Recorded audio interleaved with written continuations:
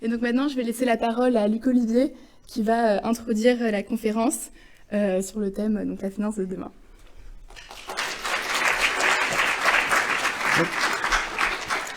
Donc, bonsoir messieurs. Au nom de toute l'équipe d'HEC Débat, je suis heureux de vous accueillir sur le campus et je vous remercie d'avoir accepté de participer à cette table ronde sur le thème de la finance de demain, table ronde organisée en collaboration avec notre partenaire Mazars.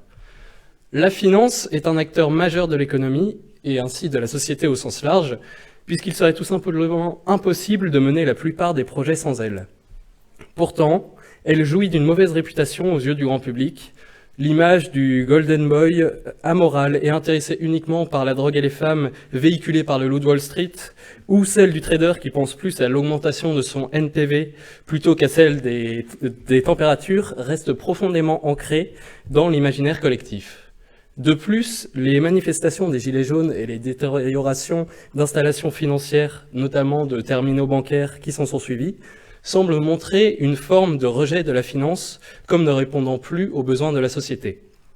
Cependant, il existe de nombreuses initiatives au sein du monde financier pour se détourner du modèle de Friedman de maximisation du profit afin de prendre en compte les enjeux sociaux et environnementaux de notre époque. Il en va ainsi des données ESG pour environnement, social, gouvernemental, dont vous êtes spécialiste, monsieur Nicolas Jacob, puisque vous êtes le directeur de la recherche en ce domaine au sein du groupe Odo BHF, données qui doivent permettre de mieux prendre en compte le contexte politique, social et environnemental afin de guider les investisseurs. De même, le pacte finance-climat pour lequel vous travaillez, monsieur Édouard Bouin, en étant en charge des différentes relations entre les partenaires, ce pacte tente de dresser une feuille de route pour une finance plus respectueuse de l'environnement. La finance fait aussi face à des défis endogènes, avec au premier plan la révolution numérique qui modifie profondément le fonctionnement des institutions financières, avec des innovations telles que le trading haute fréquence, l'utilisation du big data ou encore la finance quantique.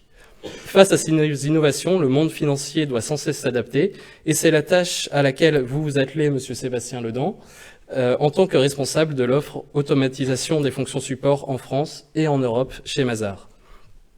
Face à tous ces enjeux, la question que se posent les étudiants qui vous écoutent est de savoir quelles seront la forme et la fonction de la finance de demain. Question légitime puisqu'une grande partie d'entre eux finira par travailler dans ce secteur, quoique...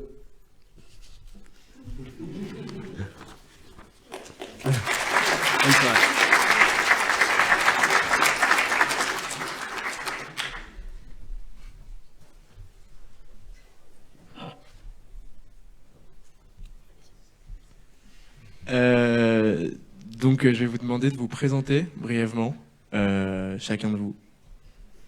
Voilà. Bonsoir.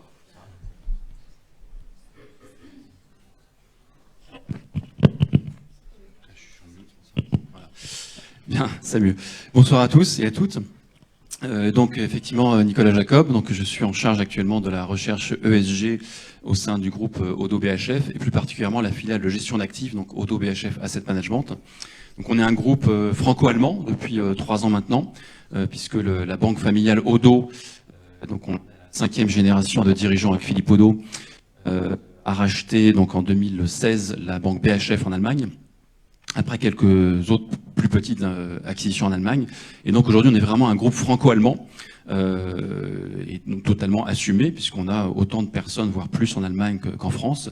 L'équipe de direction est à parité entre français et allemand.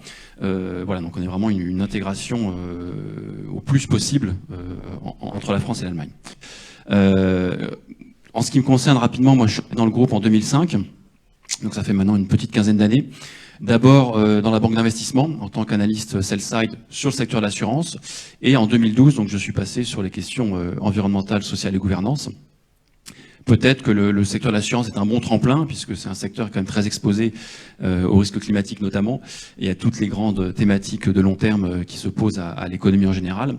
Et donc depuis 2012 je m'intéresse à ces questions et je gère depuis 2016 cette recherche ESG donc au sein de la filiale de gestion d'actifs Odo BHF Asset Management. Bonsoir, Édouard Boin. Alors donc moi je suis coordinateur, comme vous l'avez dit, de l'association Agir pour le climat, qui porte en fait le pacte finance-climat. On détaillera peut-être tout à l'heure un peu ce qu'est ce pacte. Moi, pour me présenter, donc je suis à temps partiel salarié de cette association. Et par ailleurs, donc j'enseigne à Rennes 2 en géographie l'aménagement du territoire au regard du développement durable.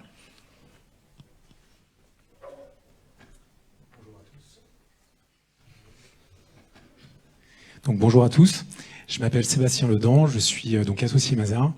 Je ne vais pas vous présenter Mazars puisqu'on l'a déjà fait juste avant, donc je ne vais pas vous redire que c'est une super société qui fait de l'audit et du conseil. On a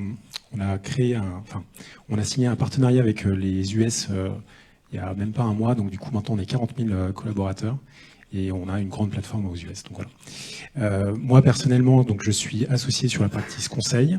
Et j'accompagne les directions financières dans leur transformation. Et dans ce cadre, on va parler beaucoup d'outils. Et les termes qui sont à la mode aujourd'hui, ça va être digitalisation, robotisation, automatisation, désintermédiation, la blockchain, etc. Mais on en parlera aussi tout à l'heure, donc je vous laisse la surprise. D'accord. Donc nous allons... Merci beaucoup. Déjà, premièrement, nous allons commencer par le micro-trottoir réalisé sur le campus d'HEC pour voir certains avis sur le thème de la finance de demain.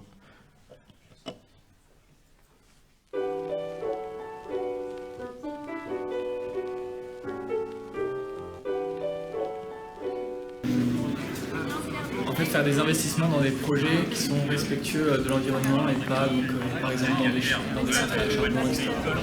Plutôt tout ce qui est soit le microcrédit ou alors tout ce qui est dans l'investissement dans l'investissement pour le développement durable forcément, mais plus spécifiquement, je sais pas, pour des entreprises qui ont une RSE, développement durable, etc.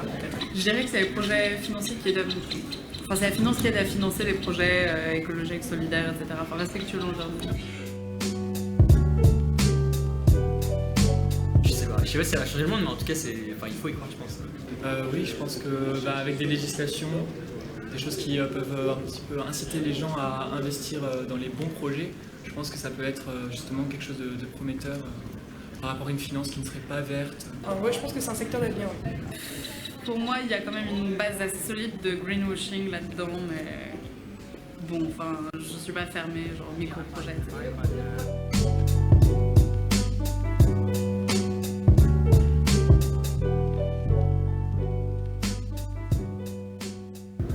Oui.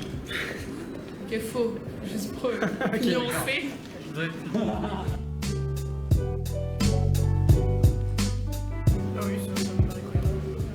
Ça m'étonnerait pas, mais donc, ouais, dans le...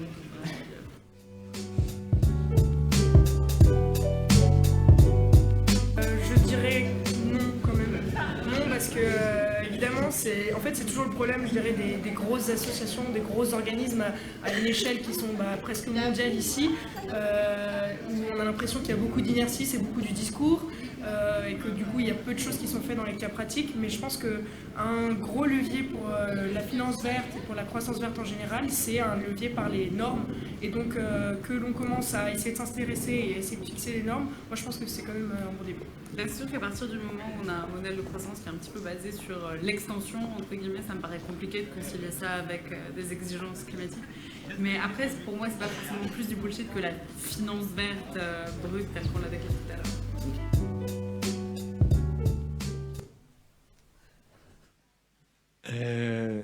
On observe donc que le concept de finance verte, de finance responsable, il est plutôt flou pour plusieurs élèves d'HEC et les avis sont divers, et on voulait vous demander à tous les trois, comment définiriez-vous le concept de finance responsable, et n'est-ce pas un leurre? Bon courage. Merci, donc je vais essayer de commencer.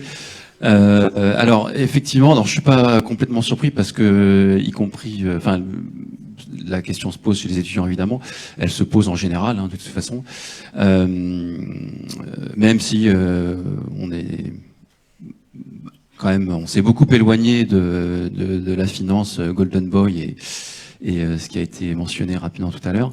Voilà,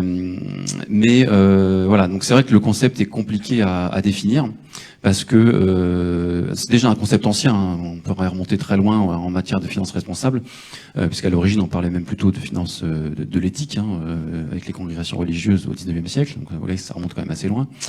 Mais le vrai décollage, je dirais, ou le grand début de ce qu'on appelle la finance responsable aujourd'hui, c'est plus à la fin des années 80, suite au fameux rapport Brundtland en 1987, et le sommet de Rio en 92, et ce qui a suivi effectivement sur les questions climatiques.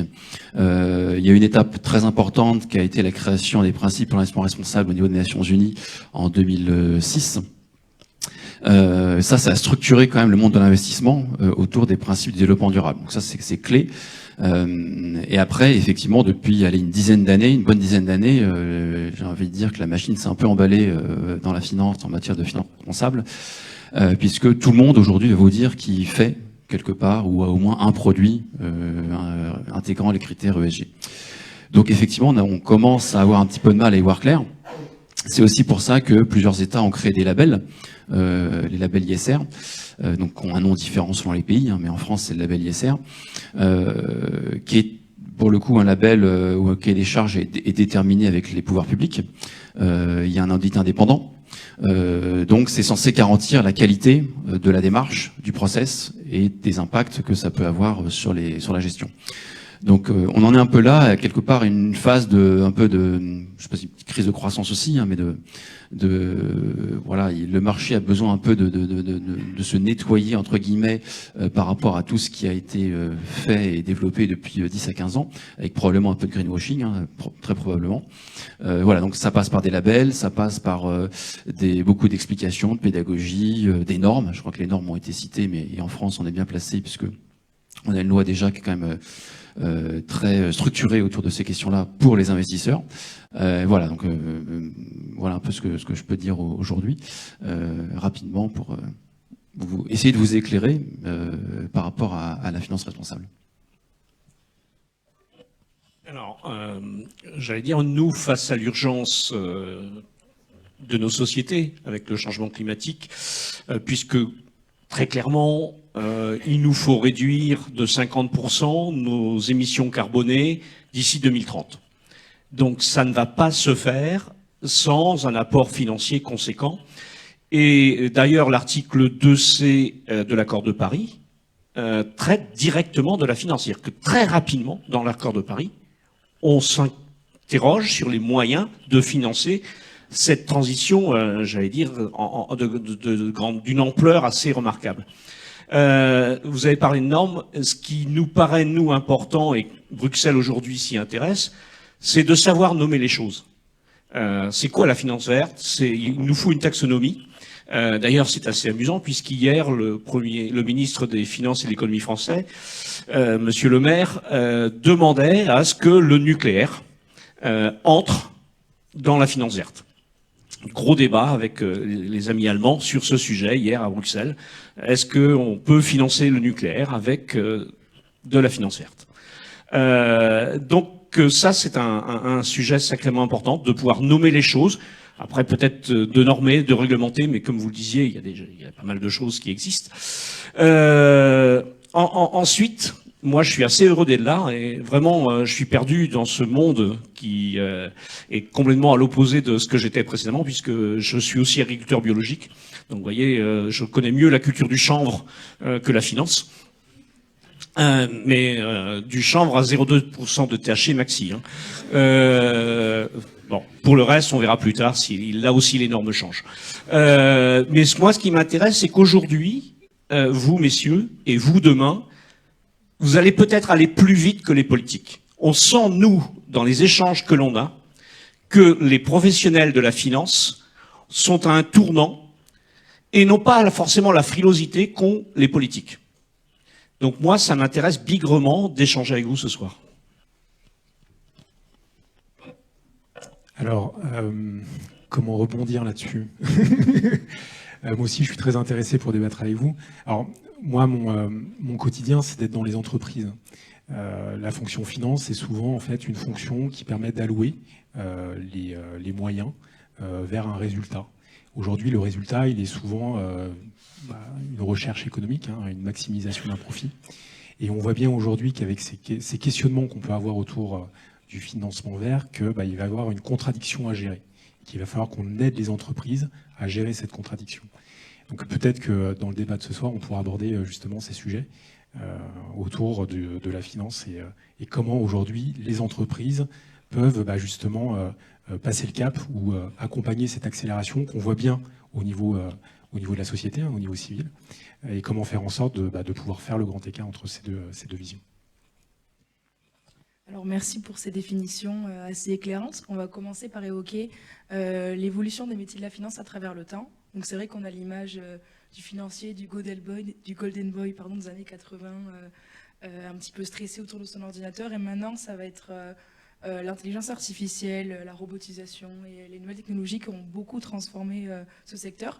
Seulement, à HEC, on n'est pas forcément concrètement au courant de ces évolutions dans le métier de la finance. Donc on voudrait vous demander tout simplement, c'est quoi aujourd'hui travailler dans le métier de la finance? Comment on fait pour accorder tous ces enjeux technologiques, climatiques, sociaux et travailler sereinement, entre guillemets, avec toutes ces nouvelles technologies? Je prends du coup. Alors le métier de la finance, oui, il évolue bien sûr. On a des nouveaux outils. Un financier, encore une fois, c'est une personne dans l'entreprise qui va permettre de donner les bons conseils aux décideurs pour pouvoir allouer les bons moyens au bon endroit pour atteindre un résultat qui peut être maximiser les profits ou autre. Pour pouvoir faire ça, bien sûr, il va falloir que le financier s'accapare des processus à forte valeur ajoutée généralement. Il va falloir qu'il réponde à certains critères. Alors, on parlait de normes tout à l'heure au niveau de la finance verte, mais c'est pareil finalement dans toute la partie fonction finance, que ce soit au niveau financier, au niveau comptable, au niveau du contrôle de gestion. Donc il va avoir un rôle d'alerte, il va avoir un rôle de conseil. Et aujourd'hui, ces financiers, il faut qu'ils aient aussi un peu plus. Il va falloir qu'ils puissent améliorer le quotidien de l'entreprise en regardant les outils, les processus, les hommes qui le composent. Aujourd'hui, on voit de plus en plus dans les transformations des entreprises que la fonction finance ou les financiers sont finalement les premiers à aider à la transformation des entreprises. Donc, est-ce qu'aujourd'hui, il y a une évolution du financier? Oui. Est-ce que cette évolution, elle est d'aujourd'hui ou est-ce qu'elle est déjà finalement insufflée ou inculquée depuis des années? J'ai envie de dire oui également, c'est-à-dire que dans les années 80, on n'avait pas forcément de grands systèmes d'information hyper développés. Tout à l'heure, vous parliez d'intelligence artificielle, de robots, etc. Dans les années 80, en fait, les financiers fonctionnaient avec une calculatrice. Dans les années 2000, quand les tableurs sont arrivés, vous connaissez Excel peut-être? Eh ben, avant Excel, les comptables étaient soit comptables, soit comptables. Avec Excel, les comptables se sont transformés en contrôleurs de gestion. Donc on a eu une mutation du comptable vers des métiers qui allaient être plus orientés sur l'économie, sur le fait de pouvoir faire parler les chiffres, de pouvoir les analyser, de pouvoir donner une bonne information aux décideurs. Ce sera la même chose finalement demain avec ces nouvelles technologies. On peut très bien imaginer demain avoir des financiers qui arrivent justement à faire parler les chiffres, qui arrivent à orienter les décideurs vers la bonne direction, partager une vision, une stratégie, et pourquoi pas réussir justement à faire le grand écart entre une recherche de profit et la recherche de réduction d'inégalités ou de collaboration plus forte avec la société civile ou encore sur des domaines plus écologiques. Oui, peut-être ajouter quelques mots. Effectivement, par rapport à la technologie et au développement récent, c'est vrai que en particulier sur le domaine de la finance responsable, il y a un enjeu majeur parmi d'autres enjeux, mais c'est la donnée et la data. Effectivement, les progrès technologiques nous ouvrent des portes quand même assez considérables, avec ce problème que on est sur des sujets, l'extra-financier, où il n'y a pas de standard aujourd'hui. C'est pas comme si on prenait un compte de résultat qui est normé, on retrouve toujours la même chose. C'est pas comme ça, c'est de la donnée quand même assez disparate, qui peut être quantitative, qui peut être qualitative. Donc ça, c'est quand même une difficulté de notre matière ESG. Donc, et pour autant, la donnée est clé, parce que quand on analyse une entreprise, évidemment, plus on a de la donnée, plus facile c'est, et moins on en a. Alors, il y a des biais forcément en termes de taille d'entreprise, des pays. Mais c'est pour ça aussi qu'on pratique aussi à notre niveau du dialogue avec les entreprises, pour quand on n'a pas l'information facilement, eh ben faut aller la chercher auprès de l'entreprise. Donc ça, c'est quelque chose qui se développe beaucoup. Donc tout ça pour dire que la donnée est vraiment évidemment l'élément clé.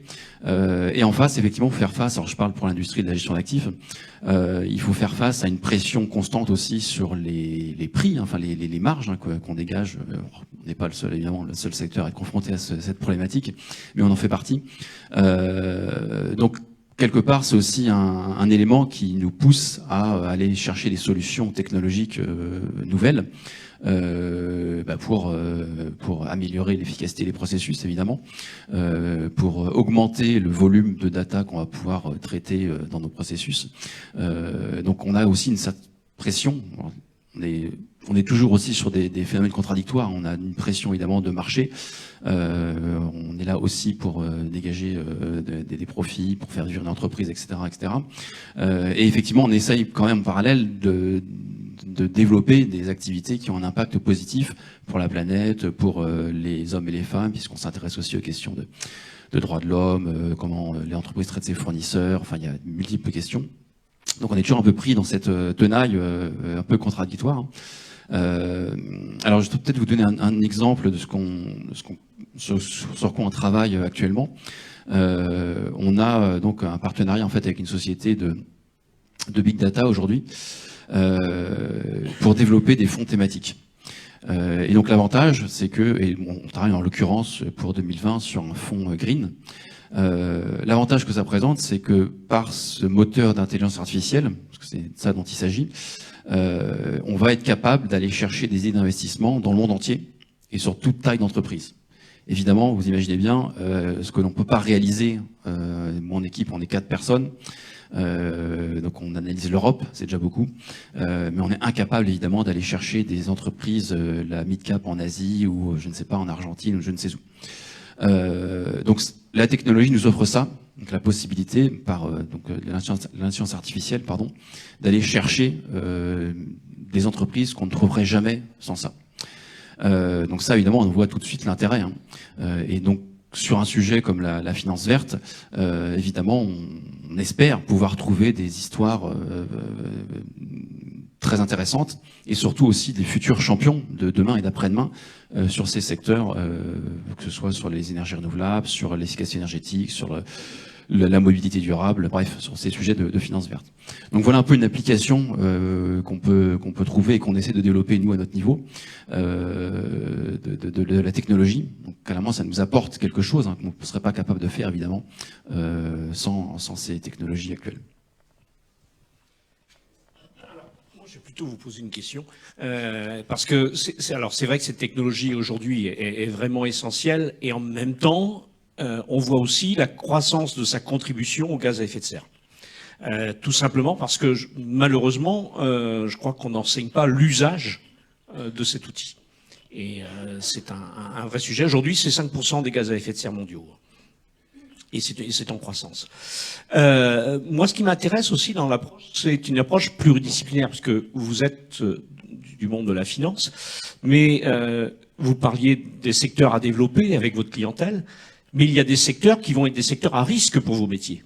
Et donc, je m'interrogeais sur la connaissance fine que vous pouvez avoir dans des secteurs d'activité. Je prends par exemple le vignoble. On sait que dans les moins de 10 ans qui viennent, nos vignobles français, et notamment donc le Bordelais, le Beaujolais, qui sont avec des investissements très lourds, vont être en grande difficulté. Au-delà même, je veux dire, le changement climatique actuel va les mettre en grande difficulté. C'est-à-dire qu'aujourd'hui, mes collègues à la fac, qui travaillent sur ces sujets, recherchent des cépages un peu partout sur la planète, qui, sur le plan climatique, vont s'adapter, mais surtout, qui vont avoir une typicité gustative qui permet de garder quelque chose qui ressemblerait à du Bordeaux ou du Bourgogne. Parce que dans ces cas-là, le marché, les investissements vont s'effondrer. Et donc, ce qui m'intéressait, c'est est-ce qu'il y a un regard avec tous ces outils sur les risques systémiques liés au climat sur vos métiers de la finance? Alors oui, on essaye. Je vais laisser la parole après. On essaye évidemment. Et il y a là aussi il y a des nouveaux instruments ou des cadres qui se mettent en place. Alors je ne vais pas rentrer trop dans la technique, mais il y a notamment un cadre international qui s'appelle la TCFD aujourd'hui. Donc c'est un groupe de travail international sur le reporting climat qui a été lancé en 2016 par le Forum de stabilité au niveau mondial. Et donc il y a un certain nombre de recommandations qui ont été délivrées pour quelque part guider les entreprises sur la façon de bien reporter sur ces risques climatiques. Donc ça veut dire déjà en termes de gouvernance de ces risques, qu'est-ce qui est en charge au sein de l'entreprise en termes de leadership sur ces questions. C'est important, parce que comme pour toute question, s'il n'y a pas un leadership fort, il est quand même peu probable que les choses avancent plus bas dans l'entreprise. En termes de stratégie, donc est-ce que l'entreprise a modélisé des scénarios climatiques pour son activité? Est-ce qu'elle utilise un prix du carbone par exemple? Est-ce qu'elle prend en compte des risques? Alors on fait la distinction des risques de transition et des risques physiques. Est-ce qu'il y a des objectifs qui ont été fixés? Donc tout ça sont des points qui sont maintenant recommandés au niveau international pour les entreprises pour qu'elles communiquent de cette façon-là. Alors il y a aujourd'hui à peu près 800 entreprises qui sont déjà engagées à le faire. Donc ça croît de façon assez rapide. Donc voilà, donc oui, on essaye évidemment de prendre en compte ces sujets. Après, il y a des choses plus simples que d'autres. Évidemment, nous, on a mis en place très simplement, et on n'est pas les seuls, mais des exclusions de certaines activités. Donc, par exemple, le charbon. Voilà. Il faut toujours aussi garder en mémoire que, évidemment, le changement climatique, il a lieu. Mais quand on regarde les secteurs d'activité, même si aujourd'hui tous sont en risque en termes de pérennité des modèles d'affaires à long terme, le sujet, la cause, donc les émissions de CO2 en particulier, sont très concentrées sur 15 à 20% des secteurs. Donc, essentiellement les secteurs producteurs d'énergie, évidemment. Donc, dans un premier temps, il faut déjà se concentrer sur ce sujet pour traiter une grosse partie, malgré tout, de la problématique. Donc le charbon est un début de réponse à une problématique assez urgente et qui est aujourd'hui la plus polluante en matière de sources d'énergie. Donc voilà, il y a quand même, on met en place un certain nombre de politiques sectorielles. Donc ça, c'est assez contraignant puisque, à partir du moment où on met ça en place, on n'investit plus dedans, ou avec des seuils qu'on a fixés quand même assez bas. Et après, voilà, derrière ça, il y a plus on mène des actions aussi de sensibilisation, montrer aux différentes équipes de gestion pourquoi tel secteur, pourquoi telle société a une contribution négative, neutre ou positive. Voilà, donc on a mis en place aussi des instruments pour essayer de sensibiliser les équipes avant même de passer quelque part à une sanction qui est l'exclusion. Voilà. Alors, je ne sais pas si je peux concrètement répondre à votre question. Alors moi, je vais vous donner le point de vue de l'entreprise et de la façon dont on les conseille. Aujourd'hui, nous, on va plutôt avoir une réponse sur voilà nos contributions pour limiter le risque ou la façon dont l'entreprise contribue à ne pas avoir une démarche non écologique. Aujourd'hui, je pense qu'on est encore dans deux mondes. C'est-à-dire qu'il y a le monde de la finance, parce que finalement, encore une fois, je risque de me répéter un peu pendant ce débat, mais souvent au niveau de la finance, nous, ce qu'on nous demande, c'est de maximiser les ressources, enfin de minimiser les ressources pour maximiser le profit. Et donc aujourd'hui, quand on prend toutes les entreprises qui ont gardé uniquement ce prisme, quelque part, ce qui se passe au niveau écologique, on le voit pas directement. Et donc les financiers vont plutôt essayer de raconter une histoire autour de l'entreprise, de comment elle contribue finalement à son environnement, etc. Et là, le financier va pouvoir essayer de mesurer justement cette histoire qui est racontée et voir si il y a des corrélations entre le sens qui est donné par la communication de l'entreprise et c'est ce qu'elle fait au quotidien réellement et ce qu'elle arrive à mesurer. Merci beaucoup pour vos réponses, même si ce n'était pas ma question. Cette conférence est intitulée « La finance de demain ».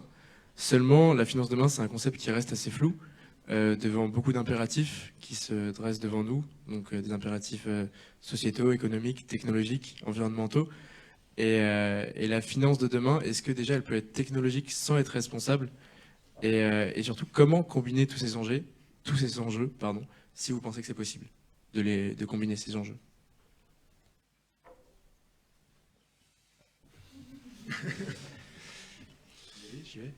Alors, je vais peut-être. Alors, je repars de l'entreprise. Aujourd'hui, les financiers, on va dire qu'il y en a. Il y a 3 catégories. Enfin, par convention, on va dire qu'il y en a 3. Il y a les financiers qui vont finalement gérer la donnée au sein de l'entreprise et qui vont plutôt avoir une approche transactionnelle. Et donc, ces financiers, ils vont au quotidien faire des traitements, gérer la data et faire en sorte de pouvoir sortir une information qui va être exploitable. Exploitable par qui? Par les financiers qui vont manager cette donnée, qui vont manager l'entreprise, qui vont donner les billes aux décideurs pour pouvoir prendre les grandes décisions, les grandes orientations de l'entreprise. Et puis, il va y avoir les 3e types de financiers qui, eux, vont être plutôt en complément, en collaboration avec les dirigeants pour confirmer, infirmer une conviction, etc. Dans l'avenir, si la question c'est l'avenir des financiers, dans l'avenir on peut se dire que la première strate, la strate du transactionnel, enfin ceux qui font du transactionnel, là où aujourd'hui il y a beaucoup de personnes qui travaillent sur ce type de sujet, on peut très bien imaginer que demain il y en ait de moins en moins.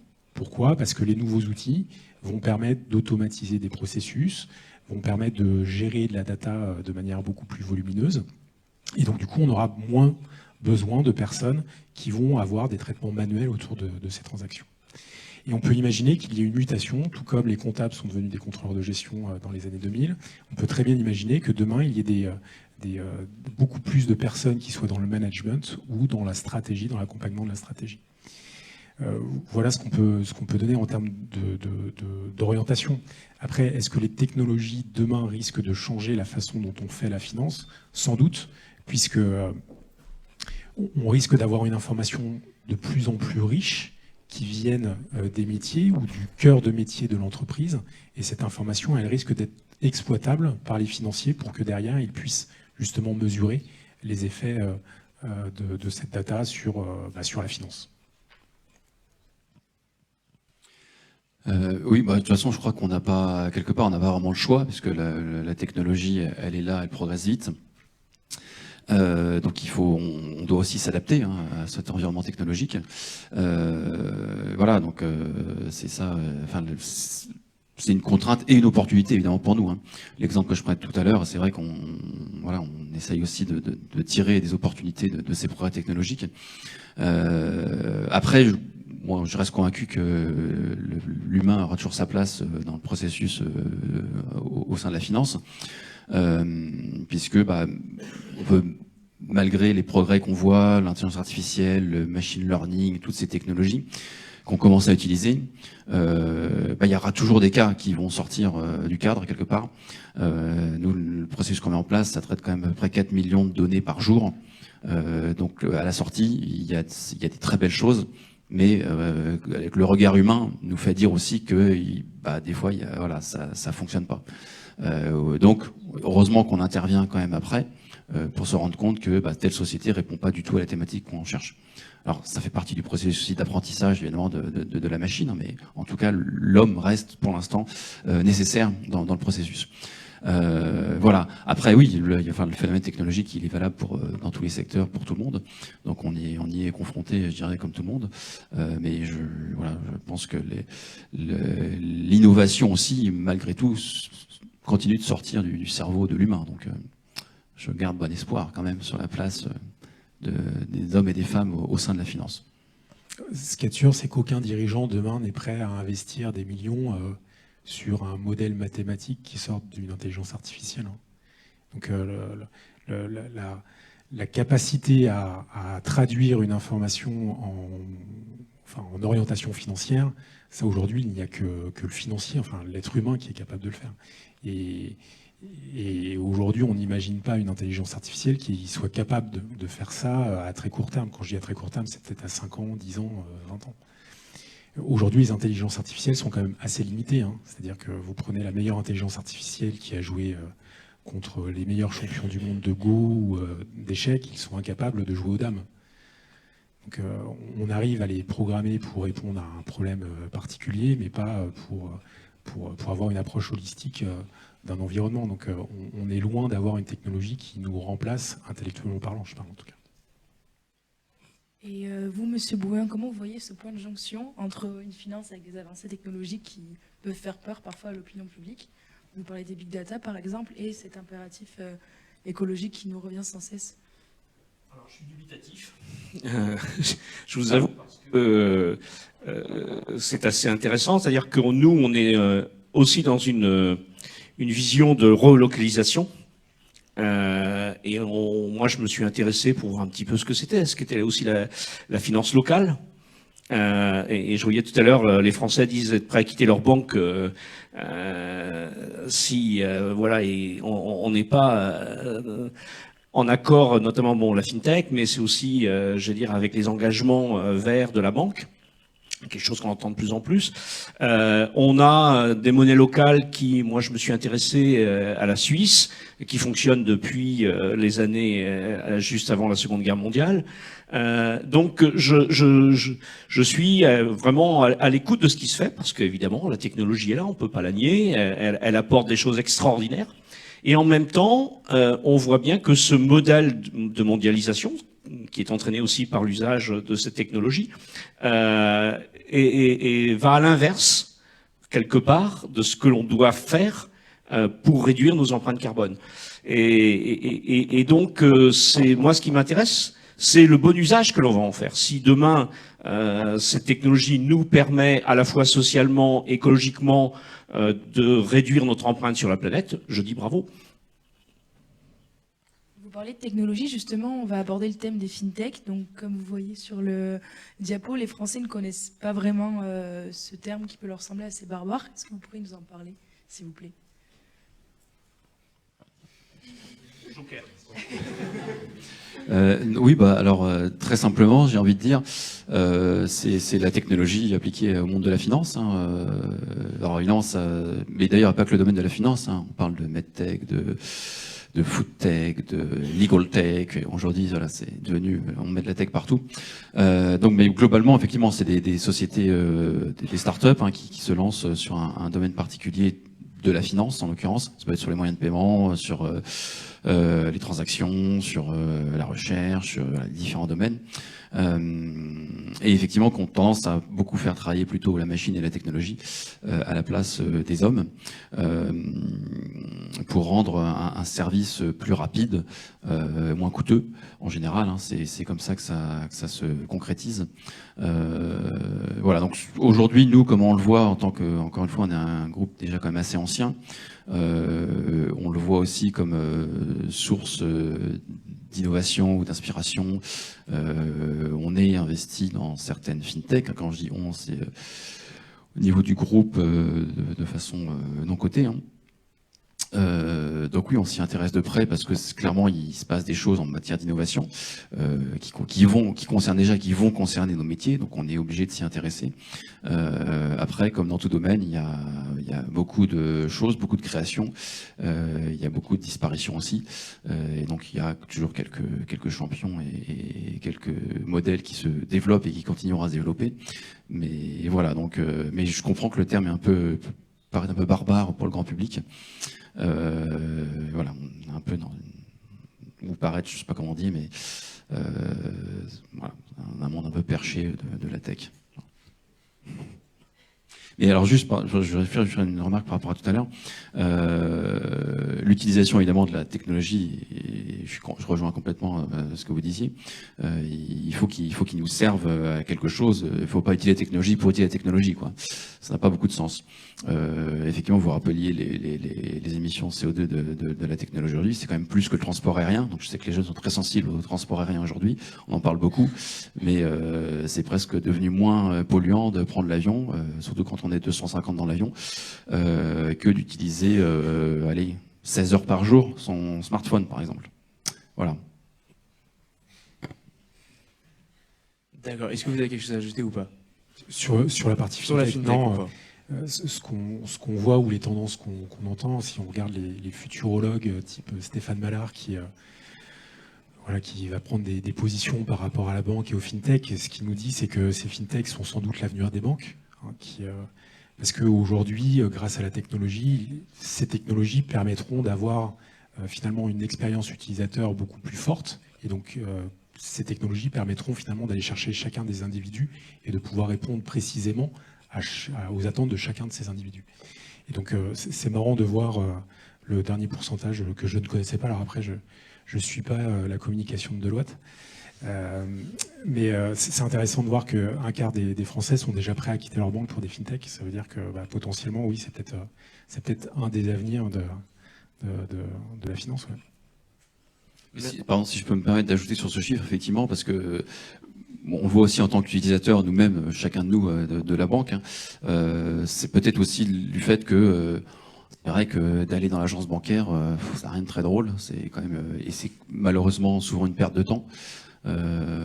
Parce que on est capable aujourd'hui de trouver la même information et le même service sur Internet. Donc c'est aussi ce qui fait le succès un peu des fintechs et en même temps le recul qui a l'air quand même assez inexorable de la banque de détail des agences physiques, quoi. Merci beaucoup. Alors j'ai envie de poser une question à la salle. Combien de personnes connaissent le pacte finance-climat? Levez la main si vous connaissez. Bon bah... Dommage du coup, parce que... Non mais on peut peut-être leur demander de nous dire ce que c'est alors. Alors qui est capable de l'expliquer maintenant? Bon bah finalement ça va. Donc la question c'était sur le pacte finance-climat qui apparaît être une sorte de plan Marshall vert, donc qui vise à redistribuer l'argent pour s'assurer qu'il aille vraiment dans l'économie réelle. Donc on avait une question sur le choix des investissements et les critères par rapport à ces investissements. Qui décide de ces critères, comment ils sont appliqués et comment on explique ces choix à la population.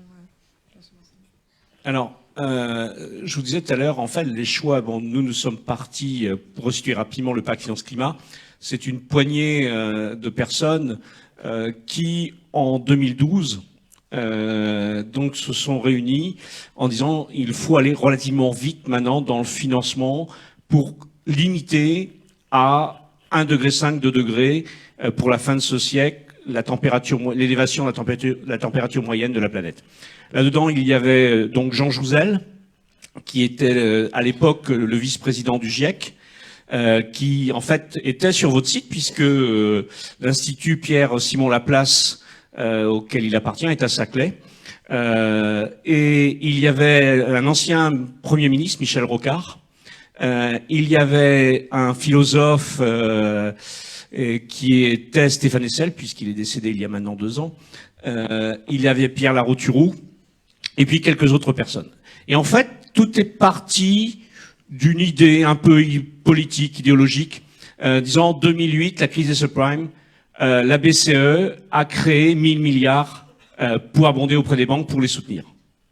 Et donc l'idée, c'est de dire, puisqu'on peut soutenir les banques, et il fallait le faire, aujourd'hui, est-ce que la BCE peut faire de la création monétaire pour le climat? Alors, l'idée est partie comme ça, 1000 milliards. Voilà, c'était un slogan, un pur slogan. Et puis, 2015 s'est passé, et en fait, entre-temps, Mario Draghi, la croissance européenne était quand même relativement molle, a décidé en 2014 de lancer donc une campagne de quantitative easing. Et à l'époque, si vous prenez les Échos, grosso modo, on disait les Allemands ne voudront pas. Et les Allemands ont accepté. Et donc, entre 2014 et disons 2017, il a été mis à disposition donc sur le marché d'à peu près 2500 milliards, 2600 milliards en quantitative easing et en LTRO. Et donc là, il y a l'accord de Paris et l'ONU nous dit en 2016, attention, la tendance aujourd'hui d'élévation n'est pas sur les 2 degrés maxi 1,5 degré. Nous sommes tendanciellement, et ça s'est confirmé le 31 octobre 2017, nous sommes sur 3,6 degrés. Ce qui n'est plus du tout la même planète à la fin de ce siècle. Grosso modo, 3,6, pour vous donner un exemple, c'est les canicules que nous venons de vivre, Si vous les avez aimées, vous aimerez celles de 2040, 2050. Moi, je serai plus là, mais vous serez là. Grosso modo, dans la partie continentale française, on va atteindre les 55 degrés de canicule. Et moi, je suis breton, on devrait avoir 48 degrés. Donc, on va devoir fermer les frontières parce que beaucoup de gens vont vouloir passer l'été en Bretagne. Donc, c'est un monde totalement différent. Et donc là, Jean Jouzel, qui restait purement scientifique, a dit, maintenant que je suis sorti du GIEC, je prends une parole un peu plus politique. Et donc est repartie cette idée de financer la transition énergétique. Et donc ce slogan de 8 milliards a été repris, mais il était là pour, j'allais dire, doper les énergies à nous rejoindre. Et en même temps de travailler avec des gens qui ont l'art du métier, des économistes, des juristes. Et on a été aussi aidé par la Cour européenne des comptes, qui avait fait travailler un certain nombre de personnes sur le sujet et qui nous disait la transition pour tenir l'accord de Paris pour 2030, il faut investir 1115 milliards par année d'ici 2030 dans la transition énergétique. Et donc, il y avait une corrélation et on a travaillé. Et l'idée, donc, on s'est dit, pour que ça booste, il faut qu'on ait une banque européenne du climat et de la biodiversité. Alors, je peux vous dire, moi, je les ai rejoints donc bénévolement dans cette période de 2017. Voilà, on était heureux de se retrouver, heureux de lancer l'idée, mais on n'imaginait pas qu'au printemps dernier, cette banque européenne du climat et de la biodiversité serait reprise par un nombre assez conséquent de listes pour les élections au Parlement européen, en France, mais aussi en Espagne, au Portugal, en Belgique, en Allemagne, et qu'aujourd'hui, la nouvelle présidente repousse l'idée, que Christine Lagarde à la BCE, ma foi, dit qu'il faut garder évidemment, j'allais dire, la pièce maîtresse de la BCE, qui est la stabilité des prix, mais que derrière on a capacité à faire. Donc d'un seul coup, on se sent, j'allais dire, poussé. Et on a besoin, parce que même si on a des économistes qui travaillent avec nous, et maintenant au niveau européen, on avait été aidé en son temps par Philippe Metzstadt, alors ça vous dit peut-être pas grand-chose, mais qui était un ancien ministre belge et qui a été aussi à la tête de la BEI. Donc on était voilà avec des gens qui connaissent bien les systèmes. Et donc aujourd'hui, il est clair que pour que vos métiers, j'allais dire vos institutions privées aient du souffle à y aller, il faut aussi que les institutions bancaires publiques s'engagent fortement. Et donc, par exemple, on vient de sortir, I4C vient de sortir le rapport 2019, mais l'État investit réellement 11 milliards dans la transition énergétique, et en même temps, il finance près de 22 milliards dans les énergies, autour des énergies fossiles. Et donc, ce qui fait que par effet de levier, en 2018, on a financé 41 milliards en France dans la transition énergétique, et en même temps, on a financé 71 milliards d'activités qui sont néfastes pour le climat. Donc, à un moment donné, il va falloir que, effectivement, on arrête, c'est ce qu'on a demandé à la BEI, qu'elle arrête de financer, elle avait commencé par le gaz en 2013, de financer donc des projets autour du gaz, maintenant c'est autour du charbon, et nous devons aussi avoir la lucidité des choses, c'est-à-dire que derrière ces activités, il y a des hommes qui sont dans l'automobile en Allemagne, qui sont dans le charbon en Pologne, et cette mutation, j'allais dire, de métier, il va falloir aussi les anticiper avec beaucoup d'argent. Parce que derrière, il y a des centaines de milliers d'individus qui vont perdre leur job. Donc il va falloir anticiper pour leur proposer, parce qu'il y a de la création d'emplois derrière, pour l'OFCE, pour la France, nous dit, avec l'ADEME, c'est à peu près 600 000 emplois nets de créer si l'on va dans la transition énergétique. Et au niveau de l'Europe, la Cour des comptes européenne estime à peu près à 6 millions nets. Mais il y a une phase de transition où il va y avoir de la casse, qu'on a connue autrefois dans la sidérurgie ou dans le textile, dans le nord de la France, avec des mutations fortes industrielles. Donc là, on a besoin réellement de cette création monétaire. Et on est en train de retravailler sur, j'allais dire, les montants à prendre. Alors, il y a aussi donc là à voir avec la BCE, notamment à travers des obligations vertes. Mais ce qui nous intéresse, nous, c'est d'avoir suffisamment de sécurité pour que demain, vous, dans vos métiers, vous puissiez avoir confiance dans cette capacité à passer à autre chose.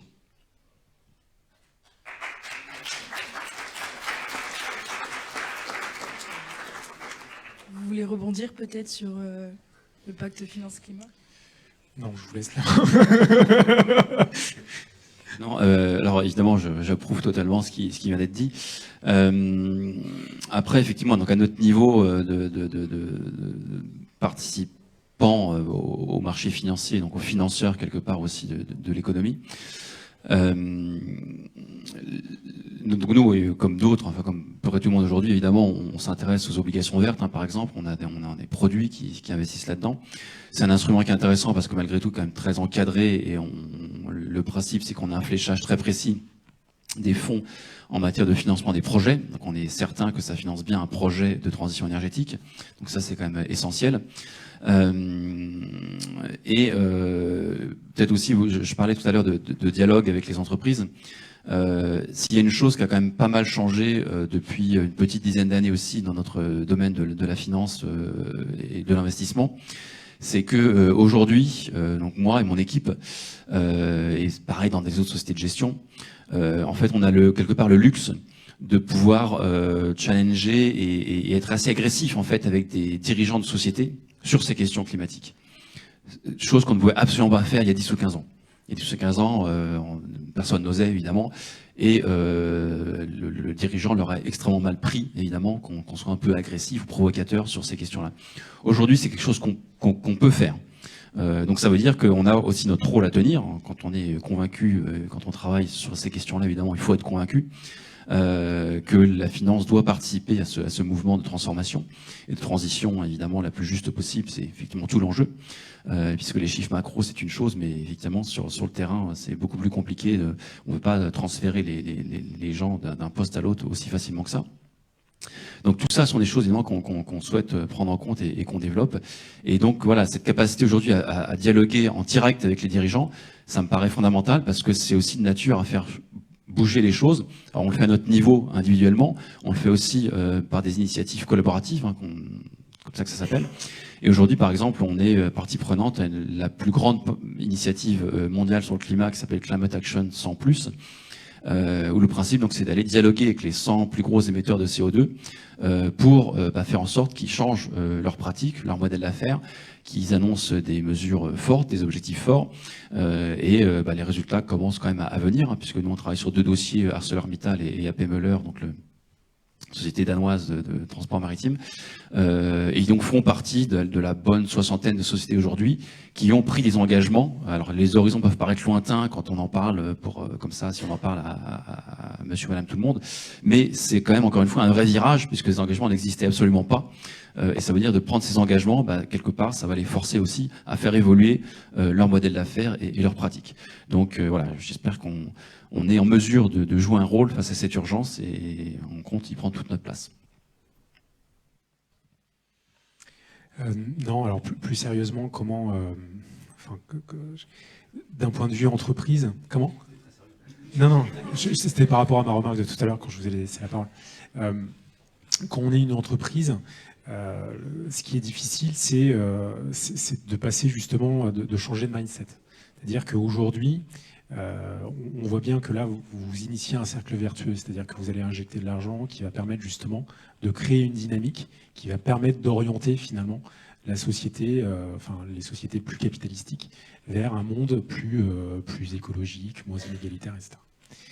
C'est bien, maintenant, au quotidien, dans notre quotidien, là, sur les 5 prochaines années, comment faire en sorte, vous parliez de fléchage, comment faire en sorte d'identifier les bons projets qui vont permettre de contribuer à cette transition et comment faire en sorte de pouvoir, dans tout ce qu'on nous propose aujourd'hui, de trouver les bons indicateurs qui puissent faire le lien entre finalement ce qu'on souhaite avoir, nous, tout à chacun, en tant qu'individu, en termes de contribution pour un monde meilleur, quelque part, et pouvoir aussi répondre aux besoins finalement des actionnaires, qui est de dire je souhaiterais avoir un peu de rentabilité sur tel projet, etc. Et ça, tous ces indicateurs aujourd'hui n'existent pas. Tout ça reste à construire. Il y a des modèles en fait aujourd'hui qui sont utilisables. On en utilise plein. Est-ce qu'on doit être plutôt sur une approche assurantielle, c'est-à-dire se dire bah voilà, si je ne fais pas telle action qui va contribuer à la transition énergétique, est-ce que je fais encourir un risque à ma société et donc à la pérennisation de cette structure? Est-ce que, si c'est le cas, est-ce qu'aujourd'hui, il y a des institutions qui sont capables de me prémunir de ce risque? Et donc, du coup, s'il y a un risque, du coup, derrière, je suis capable de potentiellement anticiper des gains ou des non-pertes futures. Voilà, donc tous ces modèles sont aujourd'hui à construire quelque part. Et il n'y a pas enfin, je ne sais pas si vous avez des réponses vous, de ce côté-ci, mais aujourd'hui, on voit bien que les entreprises se posent des questions. Il va falloir que les financiers y répondent. Parce que voilà, la dynamique est enclenchée et les nouvelles générations sont là pour nous dire passez la seconde, quoi, ça ne va pas assez vite. La quatrième. Par rapport à ce que vous venez de dire, ce qui est important, je crois qu'on oublie un acteur et il va falloir qu'il en manque un autour de la table, hein, c'est le politique. Parce que on voit bien, je prends l'exemple d'ArcelorMittal. ArcelorMittal consomme une énergie phénoménale pour fondre donc le minerai pour en faire des métaux. Et en fait, il y a une capacité à reprendre une partie de cette énergie pour la cogénérer. Or, j'ai appris hier qu'il y avait un programme européen de cogénération dans la sidérurgie qui n'a pas vu le jour parce que deux présidents, un président de la République et une chancelière, dans les années 2010, n'ont pas pu s'entendre. Et à un moment donné, je crois qu'il faut qu'on leur dise arrêtez de jouer dans votre cour d'école, quoi. Parce qu'il y avait des financiers, d'après ce que j'ai cru comprendre, ça reste à prouver, mais qui étaient prêts à jouer le jeu. Et tout simplement parce que on a eu un hiatus politique et qui apparemment n'était pas sur le sujet, quoi. Donc 2010, nous sommes maintenant en 2019, c'est-à-dire on vient de se prendre 10 années dans le nez. Donc je vous rejoins. C'est la quatrième, voire la cinquième qu'il faut enclencher. Donc moi je suis plutôt d'accord avec ce que vous venez de dire, si je peux me permettre. Mais merci beaucoup d'avoir fait un débat, parce que ça a vraiment fait avancer la question, qui était moins intéressante que ce que vous avez dit finalement. Donc je tenais à vous remercier personnellement. Mais du coup je vais changer de sujet. On a beaucoup insisté sur le mauvais côté du métier de la finance, de la mauvaise opinion publique à propos du métier de la finance. Et si on pense à la finance verte, à la finance responsable, est-ce que finalement la finance responsable, elle n'a pas surtout été créée pour redonner une bonne image à la finance? Et du coup, est-ce que ça permet à la finance de fonctionner maintenant, mais c'est plus pour l'image plutôt qu'autre chose?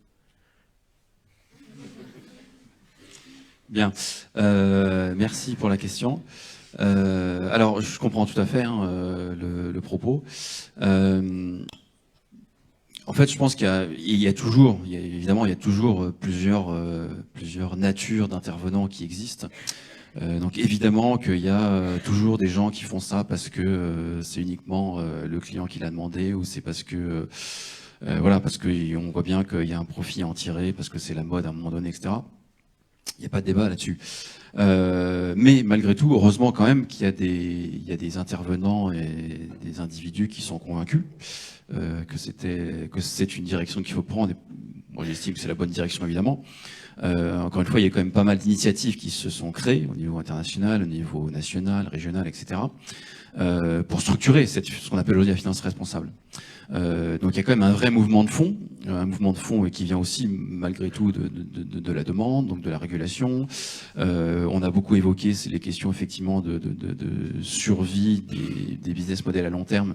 C'est aussi une question clé, parce que aujourd'hui le financier comprend quand même de mieux en mieux que d'investir dans un business model qui n'a pas d'avenir, il va pas gagner de l'argent.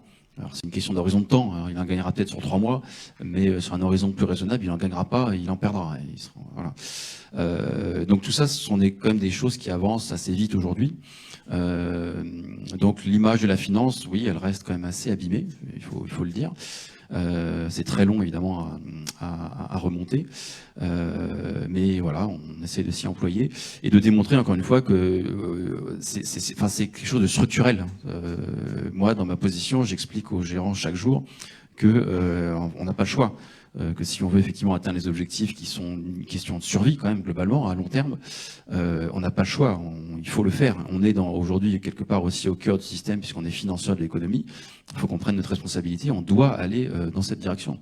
Voilà, donc après on peut essayer enfin on fait de la pédagogie, il y a plusieurs moyens d'en faire, de convaincre, c'est pas facile, puisque on est toujours face à des forces contradictoires de rendement à court terme, parce que aussi les systèmes de rémunération sont faits en telle sorte que c'est plutôt le court terme qui est privilégié que le long terme.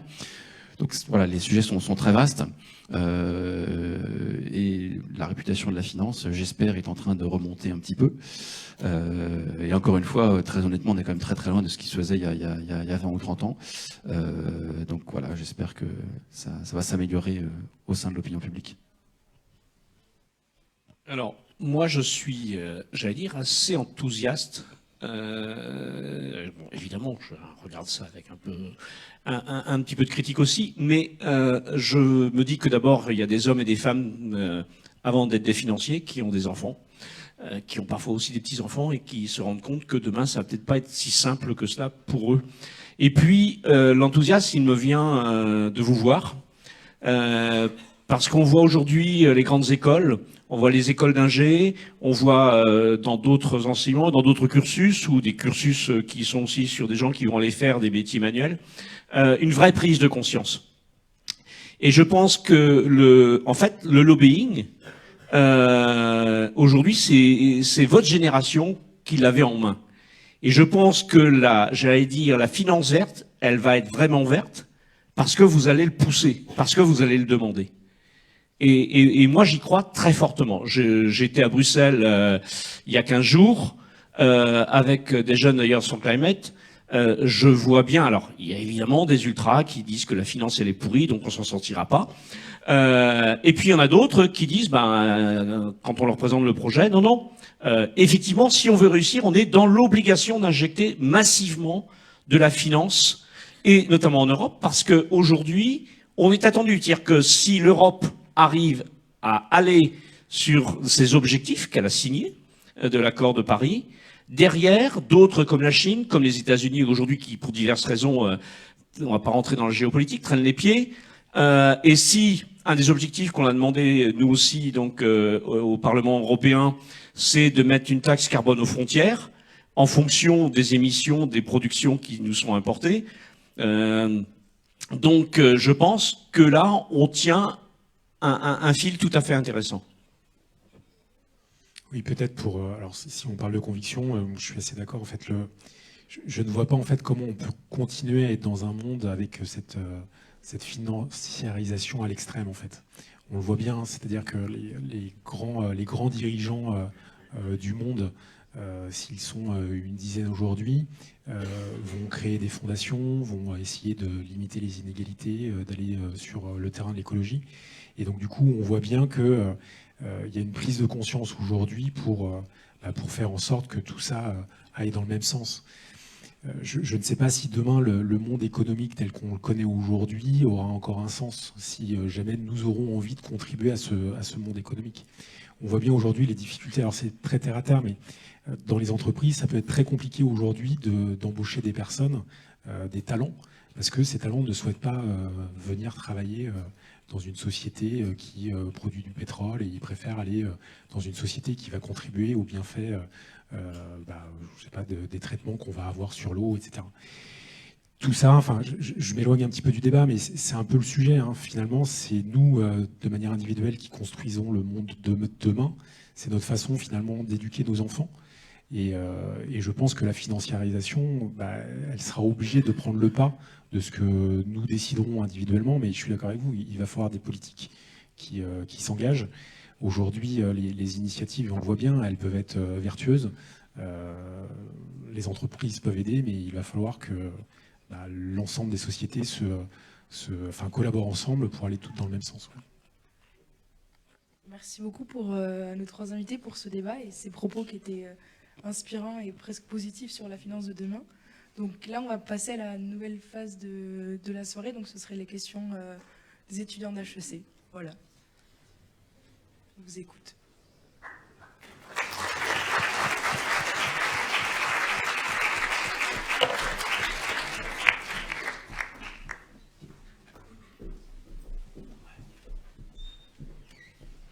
Bonsoir. Merci pour ce débat qui était passionnant. Moi, j'aimerais revenir sur une de vos remarques, Monsieur Bouin, à propos de l'interventionnisme des pouvoirs publics. Vous disiez que les financiers étaient peut-être moins frileux aujourd'hui que peuvent l'être certains dirigeants politiques. Mais lorsqu'on regarde un petit peu les principales initiatives qui sont conduites pour mener à bien la transition écologique, que ce soit le pacte finance-climat ou tous les projets de développement durable, on a très souvent l'État qui est à la source.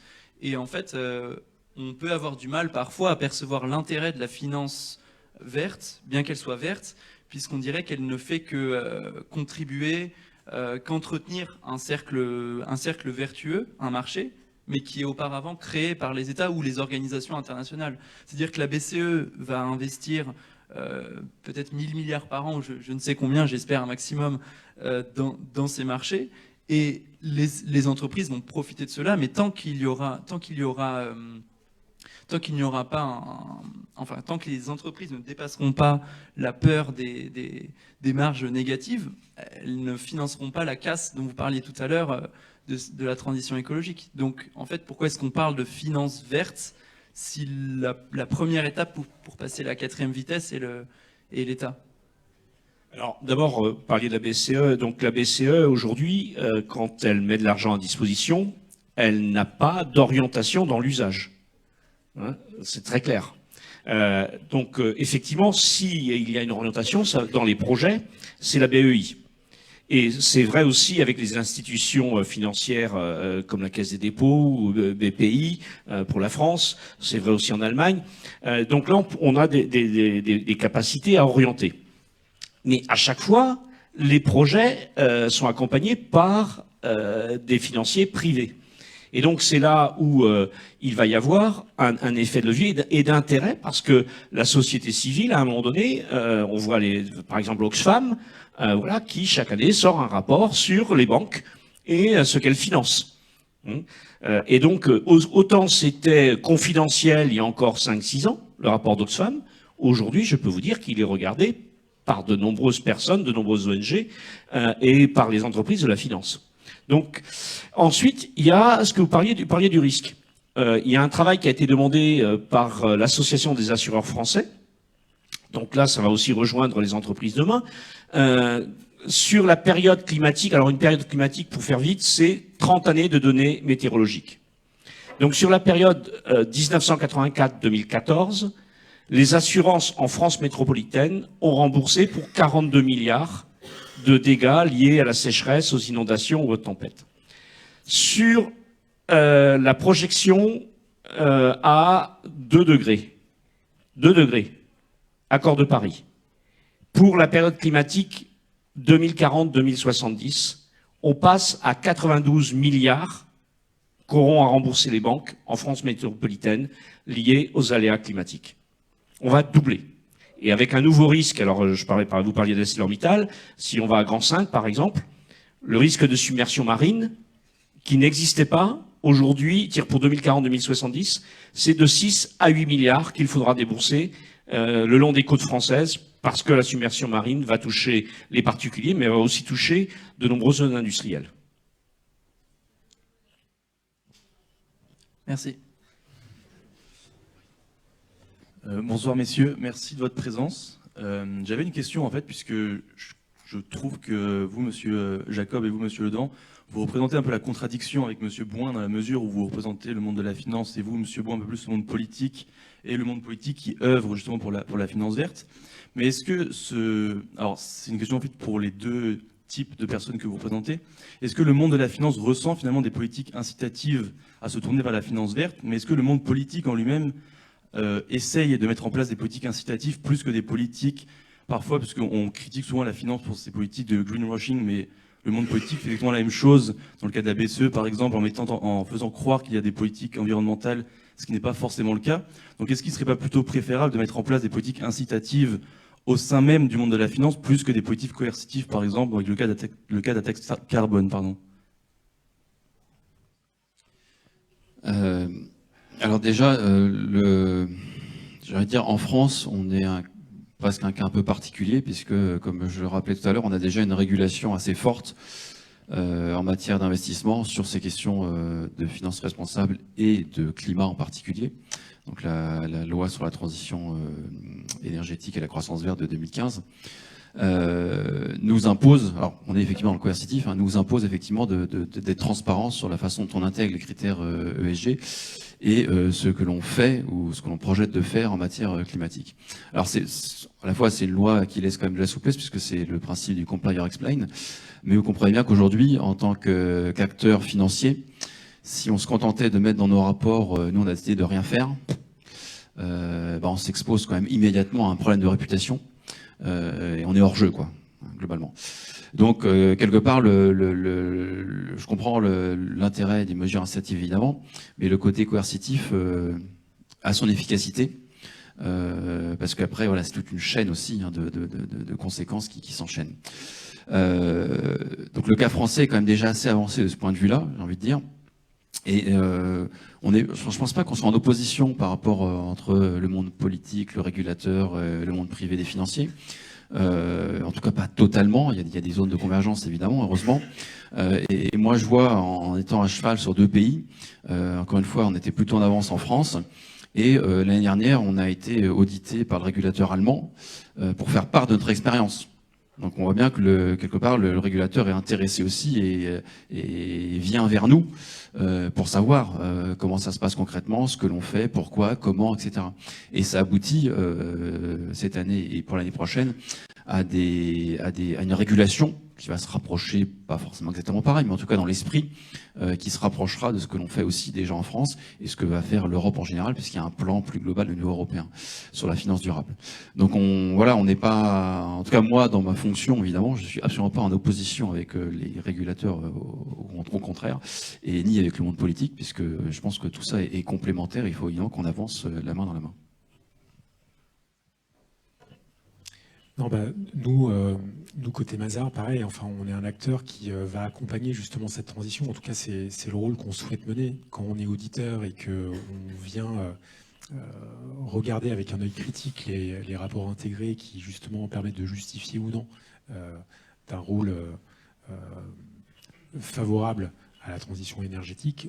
On a ce rôle sociétal, c'est-à-dire qu'on vient bien affirmer ou infirmer une position d'une société et on essaye d'avoir dans ce rapport quelque chose qui ressemble à du vrai. C'est comme ça que je l'exprimerai. Après, donc là, on est sur un rôle qui nous est donné par l'institution de manière plus individuelle, quand on conseille des sociétés sur tout cet environnement RSE. Aujourd'hui, concrètement, nous, ce qu'on essaie de faire, c'est d'avoir des actions concrètes ou des mises en application concrètes. Donc, on va réunir, par exemple, au niveau local, des politiques, des entreprises, des municipalités, pour avoir justement des effets directs à très court terme sur ce qui pourrait améliorer l'écologie. Donc, par exemple, dans la région parisienne, on va travailler avec certains agriculteurs, avec certains fonds, etc. Alors, c'est des travaux qui débutent, mais on a envie, en tout cas, d'être acteur de cette transition et de ne pas être uniquement, finalement, conseil de société, mais de pouvoir proposer des solutions concrètes. Donc, encore une fois, moi, je ne trouve pas qu'on soit en opposition. On est plutôt, finalement, comme tout le monde, finalement. On essaie de voir comment on peut contribuer au quotidien à faire en sorte que ça devienne une réalité. Je crois que j'ai pas grand-chose à ajouter. Alors nous, on travaille sur le politique, mais on n'est pas... On a un rôle politique, mais on est avant tout de la société civile. Et on rencontre les politiques. Et je crois aussi que leur position n'est pas des plus simples aujourd'hui, parce que vous parliez de vos métiers, qui sont des métiers avec une vision à très court terme. Les élus aujourd'hui ont une vision, j'allais dire, à la longueur de leur mandat. Or, ce que nous demandons, c'est de voir, et je comprends que c'est compliqué pour tout le monde, on demande de voir à 10 ans, on demande de voir à 2050. Ça devient relativement complexe, c'est-à-dire dire 2050, si on veut tenir les 2 degrés, il faut absolument avoir décarboné notre économie. Donc, on va devoir diminuer en utilisation de sources d'énergie fossile, mais en plus, on va devoir stocker. Alors là, excepté des gens qui travaillent sur le système ou des gens qui sont proches du monde agricole, on a un levier énorme. Et là, on va avoir besoin aussi d'aider et de financer, de réorienter aussi la politique européenne de la PAC. Alors la politique agricole commune, hein, c'est quand même 40% du budget européen, qui aujourd'hui n'est pas du tout fléché dans ce sens-là.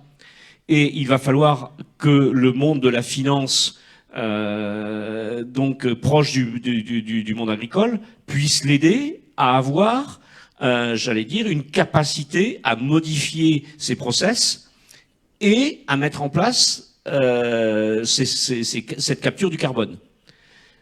Et le politique aujourd'hui, il sait pas trop faire, quoi. On parlait de l'Allemagne, la chancelière, c'est compliqué pour elle. Elle a des dizaines de milliers de personnes qui travaillent dans l'automobile et avec une automobile aujourd'hui plutôt des SUV qui sont fortement décriées au niveau des émissions carbonées. Oui, mais comment je fais moi dans ma transition? Et puis j'arrive en fin de mandat et je vais passer la main.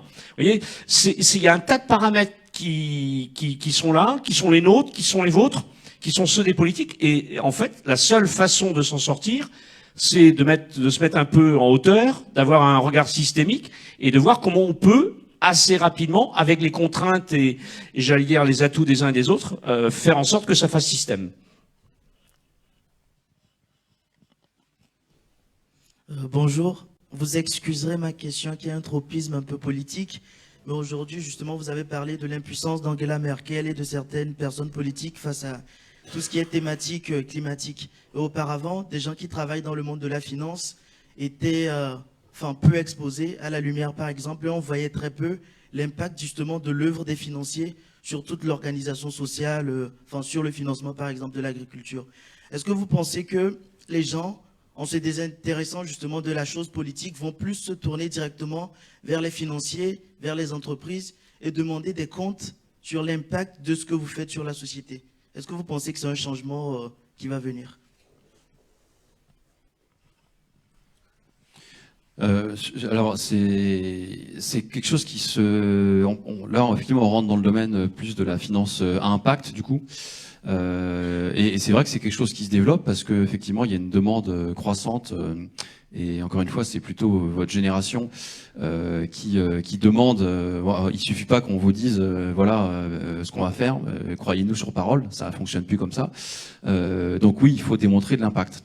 Et aujourd'hui, c'est quelque chose qui est de plus en plus demandé, que ce soit en matière environnementale ou sociale.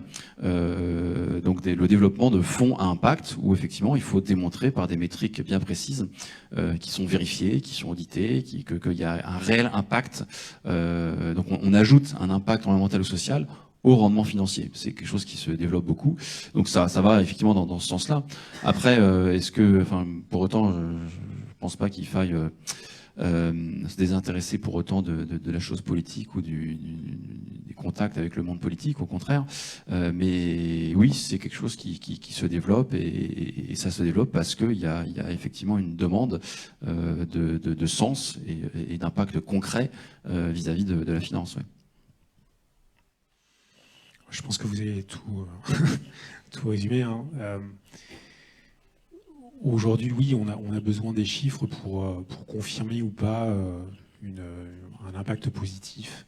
Alors on parle de l'écologie, on peut parler aussi d'égalité, on parle beaucoup finalement de l'empreinte sociétale de chacun, des entreprises, mais aussi au niveau finalement de l'impact qu'on peut avoir au quotidien dans notre société. Je prends un exemple qui va être vers la mobilité, donc en lien quelque part avec l'écologie, mais les trottinettes qu'on va avoir à Paris, par exemple, aujourd'hui, c'est très difficile pour des grandes sociétés d'intégrer ça finalement dans leur parcours de mobilité, parce qu'ils savent que même si quelque part vous avez zéro empreinte carbone, ou presque, je sais pas, peut-être un petit peu quand même, ouais.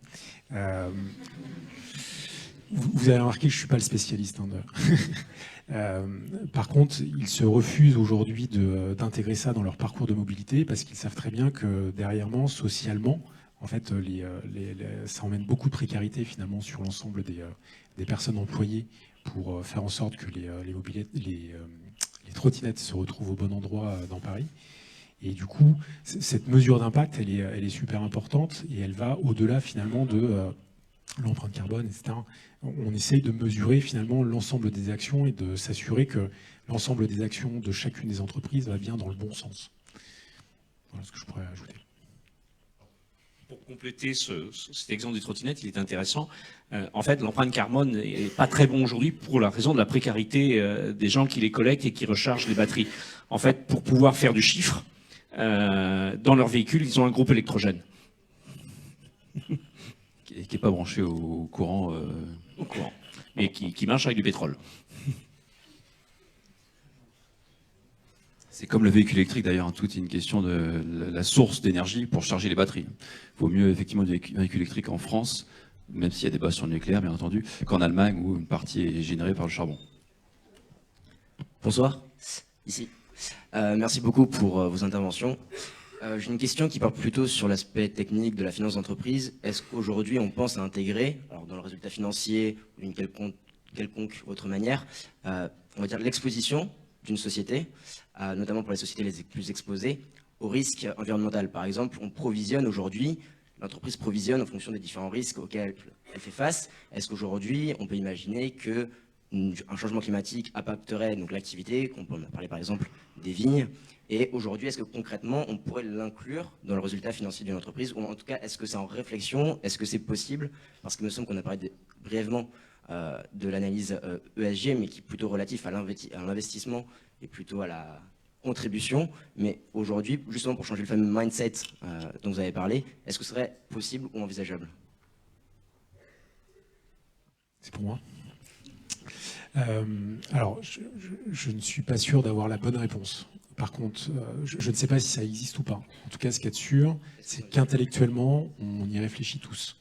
C'est-à-dire qu'aujourd'hui, cette approche par les risques, on arrive à la toucher du doigt. On se dit bien que si jamais j'ai une activité et que dans quelques années, le climat fait que je ne peux plus exploiter une vigne, on voit bien qu'il va falloir que j'anticipe une façon de mesurer ce risque.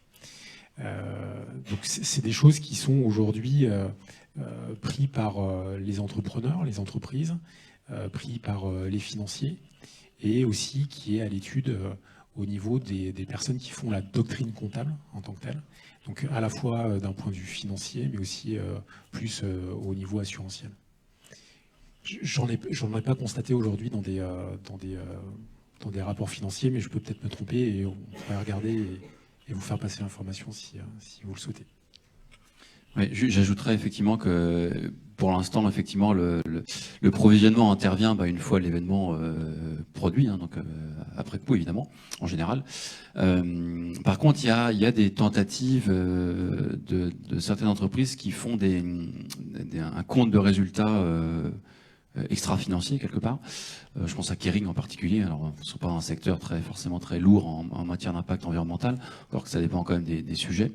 Mais voilà, moi, c'est plus du ressort de l'initiative un peu privée ou d'expérimentation. Mais pour l'instant, malheureusement, il n'y a pas encore de standards ou de normes en la matière. Mais oui, il y a beaucoup de réflexions et de recherches en la matière. Oui. Bonsoir. Moi, j'avais une question sur les énergies. On a parlé d'intégrer le nucléaire dans la taxonomie européenne, de désinvestir du charbon. On sait aussi que les énergies renouvelables ne sont pas sans conséquence sur l'environnement, sur l'extraction des minéraux, etc. Et donc, en tant qu'investisseur et en tant que pas politicien, mais engagé dans la politique pour la transition énergétique, qu'est-ce que vous pensez être la meilleure option entre continuer à faire du nucléaire et à en être fier, ou alors complètement désinvestir comme Odo l'a fait, et de ce qui est charbon, est-ce qu'il faut désinvestir du pétrole pour arriver à un 100% renouvelable qui est aujourd'hui pas forcément souhaitable d'un point de vue environnemental? Quelle est votre position? Alors, il y a une première chose sur laquelle on doit s'interroger, avant de s'interroger sur nos sources d'énergie, avec j'allais dire leur potentiel, mais aussi leurs inconvénients, c'est qu'aujourd'hui, on est gavé à l'énergie. Il faut s'interroger la question de la sobriété. C'est-à-dire qu'on pourrait, si je parlais de mégawatts tout à l'heure, on pourrait presque diviser par 3 notre production d'énergie en ayant le même bien-être.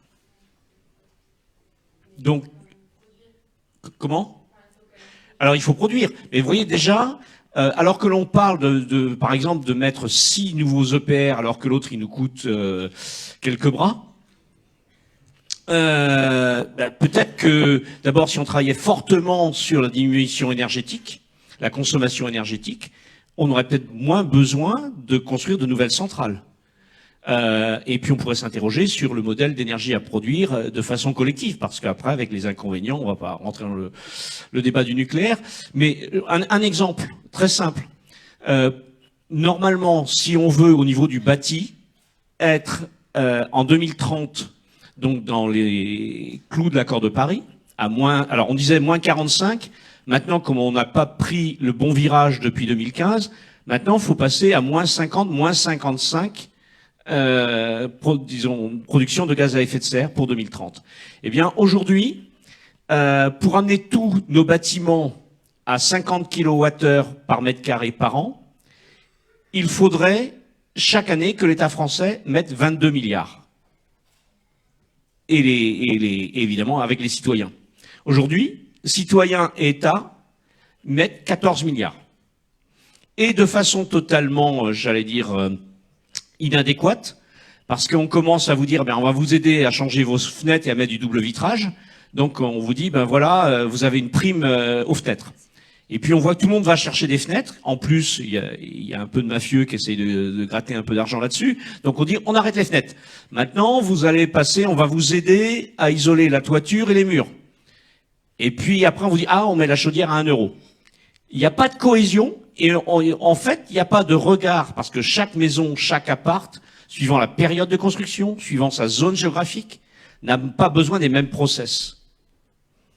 Et là, on peut, je vous donne un exemple, parce que moi j'ai un laboratoire que j'adore, c'est la ville de Fribourg, dans le bas de Württemberg. Aujourd'hui, un appart de 100 mètres carrés, toute énergie confondue, se chauffer, et on est dans un climat continental, cuisiner, s'éclairer, c'est donc avoir l'ensemble des équipements électroménagers, c'est 300 € de dépenses annuelles. Et le coût de l'énergie en Allemagne est supérieur au nôtre. Donc on peut, là, on a des chantiers colossaux pour diminuer, comme je vous le disais, avec le même bien-être, on peut diminuer nos consommations d'énergie. Vous parliez de la mobilité. Aujourd'hui, on doit réinventer nos mobilités. Ce n'est pas possible, on l'a vu ce soir en venant vous voir, bon moi je suis dans ma campagne morbihanaise, je vis pas les mêmes choses, mais quand on voit le nombre de personnes qui circulent en étant 1 par véhicule, qui fait à peu près 1,2 tonne à 1,3 tonne, la quantité d'énergie qu'il a fallu pour le produire, les moyens de se déplacer et pour le détruire demain, il y a quelque chose qui est d'un autre siècle. Et donc là on a besoin de réinventer ces mobilités. Et donc on a besoin là aussi énormément d'argent en R&D, mais derrière en développement pour être relativement sobre en énergie. Parce que vous avez totalement raison, l'avenir n'est pas à la voiture électrique. Parce que vous l'avez évoqué, on a besoin de métaux rares, on a besoin de production donc d'électricité. Alors comme vous le disiez, en Allemagne c'est peut-être de la lignite, on n'est pas très vertueux. Donc ensuite je pense qu'une fois qu'on aura vraiment travailler sur la sobriété, c'est vrai pour les entreprises. Une entreprise qui a des gains parce qu'elle dépense moins d'énergie, elle va pouvoir passer à autre chose. Donc, il me semble que c'est la première des réflexions à mener avant de penser production d'énergie. Alors, nous allons passer à la dernière question.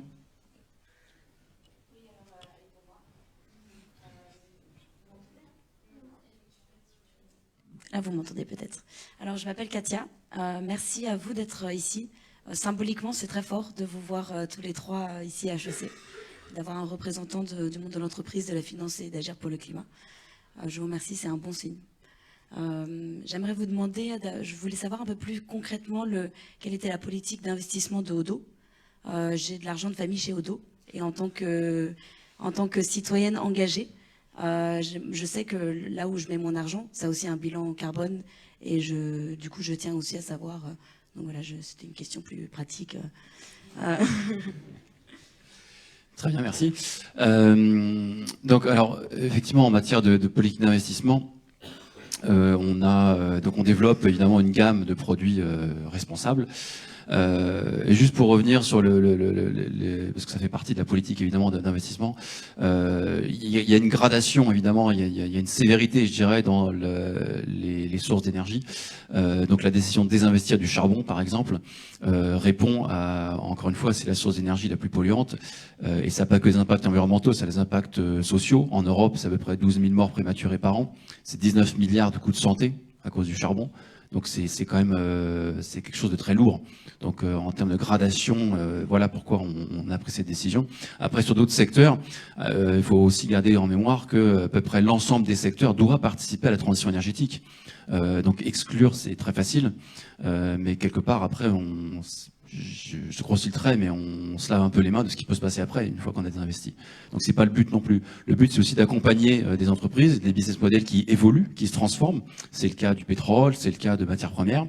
Donc tout ça, voilà, ce sont des temps évidemment qui sont un peu plus longs, mais c'est important à avoir en mémoire. Donc sur les investissements, donc oui, on développe évidemment une gamme répondant à des critères ESG. On a des fonds qui seront bientôt labellisés, donc pour attester évidemment de la qualité du process, des critères qu'on regarde et comment ça impacte la construction des portefeuilles. Alors ça s'agit probablement de la banque privée, j'imagine. En ce qui vous concerne, il y a un travail aussi, il y a des groupes de travail, il y en a plusieurs, mais il y a aussi un travail sur développer une offre verte. Puisqu'on a bien conscience que, encore une fois, votre génération est très demandeuse de ça. Et donc on est aussi dans une phase quelque part de transition générationnelle dans la clientèle. Donc on ne peut pas passer à côté de ça. Donc oui, on y travaille.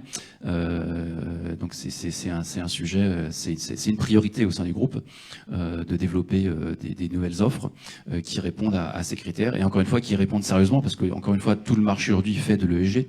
Nous, j'ai pas trop développé, mais on a fait le choix de développer un modèle en interne également d'analyse, même si on se sert de données externes, mais on prendra jamais le résultat d'une analyse d'un provider externe sur une entreprise donnée. Pourquoi ? Parce qu'on investit sur toute taille d'entreprise et on sait très bien qu'il y a un biais d'information qui est très fort si on compte uniquement sur les providers externes. Donc, en gros, toutes les grosses sociétés seront mieux notées que les petites ou les moyennes, ce qui est très injuste. Donc on a développé notre propre méthodologie où il y a beaucoup de qualitatifs. Les équipes de gestion participant à cette information qualitative parlent à rencontre avec les sociétés. On échange quotidiennement entre nous sur les produits, sur l'innovation, sur les dirigeants, leur profil, leur historique, etc. Donc tout ce modèle fait qu'on a une approche absolue. Et donc il y a d'autres biais, ça crée des biais sectoriels puisque notre approche absolue fait que oui, on va privilégier certains secteurs qui nous paraissent porter plus de solutions pour l'avenir et on va au contraire plutôt délaisser d'autres secteurs qui nous paraissent être plus porteurs de risques pour l'avenir.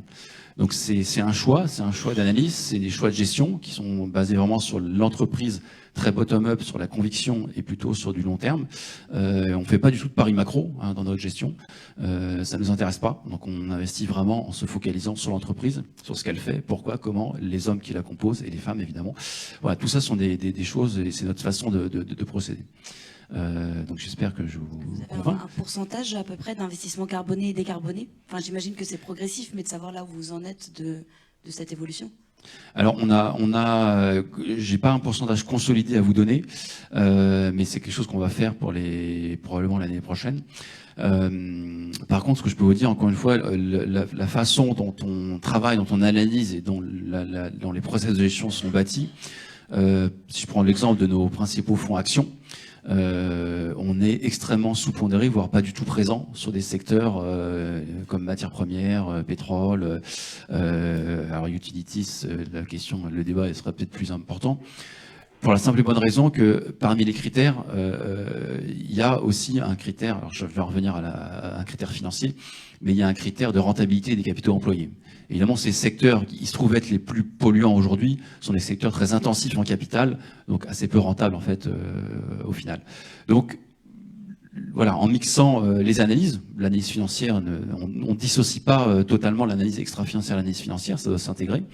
On en vient effectivement à des portefeuilles qui se composent plutôt de cette façon-là. Et on va plutôt surpondérer des secteurs comme la santé, la technologie, les biens d'équipement, parce que ça regorge évidemment de solutions en matière d'efficacité énergétique, par exemple, sur la mobilité. Enfin, les entreprises du secteur des biens d'équipement sont vraiment un vivier de solutions technologiques qui, pour répondre à ces enjeux-là, qui est considérable. Voilà. Donc merci encore à vous tous d'être venus ce soir. Pour rappel, il y a un buffet à la sortie de l'amphithéâtre, donc si vous n'avez pas pu poser votre question, c'est l'occasion.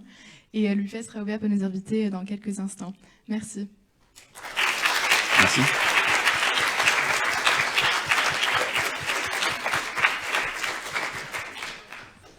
Je voulais vous dire, si ça vous intéresse, j'ai amené quelques livres parlant du pacte finance-climat, donc qui sont à la vente pour 8 €. Voilà.